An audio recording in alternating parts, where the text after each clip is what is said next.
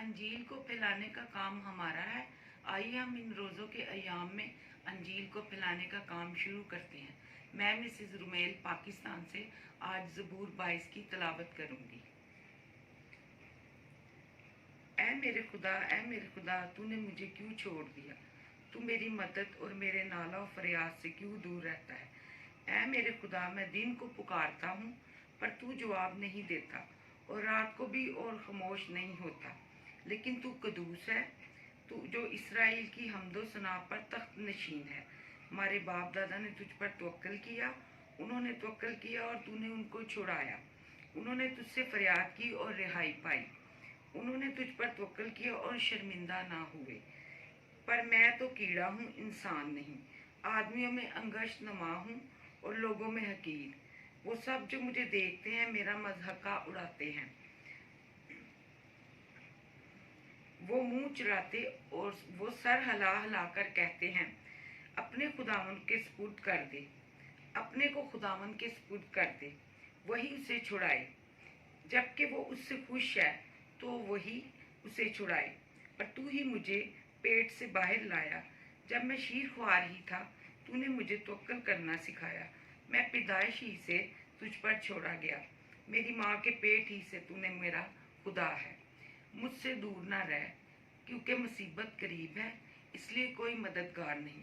بہت سے سانڈوں نے مجھے گھیر لیا ہے، بسن کے زور آور سانڈ مجھے گھیرے ہوئے ہیں۔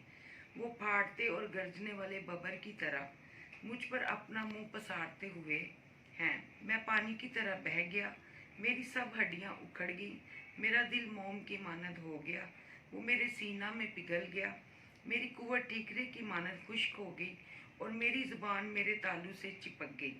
اور تو نے مجھے موت کی خاک میں ملا دیا، اور کیونکہ کتوں نے مجھے گھیر لیا ہے، بدکاروں کے گروہ مجھے گھیرے ہوئے ہیں۔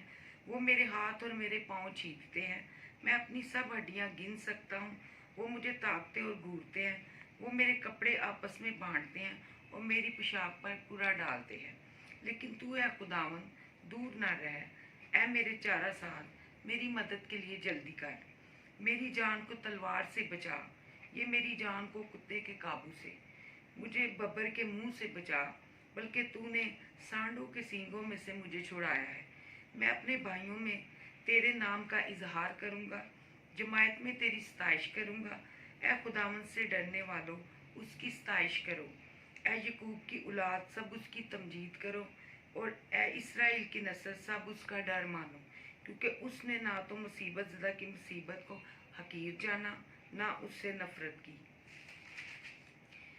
نہ اس نے اپنا منہ چھپایا، بلکہ جب اس نے خدا سے فریاد کی تو اس نے سن لی۔ بڑے مجمع میں میری ثنا خوانی کا باعث تو ہی ہے۔ میں اس سے ڈرنے والوں کے روبرو اپنی نظریں ادا کروں گا۔ حلیم کھائیں گے اور سیر ہوں گے، خداوند کے طالب اس کے ستائش کریں گے۔ تمہارا دل اب تک زندہ رہے، ساری دنیا خداوند کو یاد کرے گی اور اس کی طرف رجوع لائے گی، اور قوموں کے سب گھرانے تیرے حضور سجدہ کریں گے، کیونکہ سلطنت خداوند ہی کی ہے، وہی قوموں پر حاکم ہے۔ دنیا کے سب اسودہ حال لوگ کھائیں گے اور سجدہ کریں گے، وہ سب جو خاک میں مل جاتے ہیں اس کے حضور جھکیں گے، بلکہ وہ بھی جو اپنی جان کو جیتا نہیں رکھ سکتا۔ ایک نسل اس کی بندگی کرے گی، دوسری پشت کو خداوند کی خبر دی جائے گی۔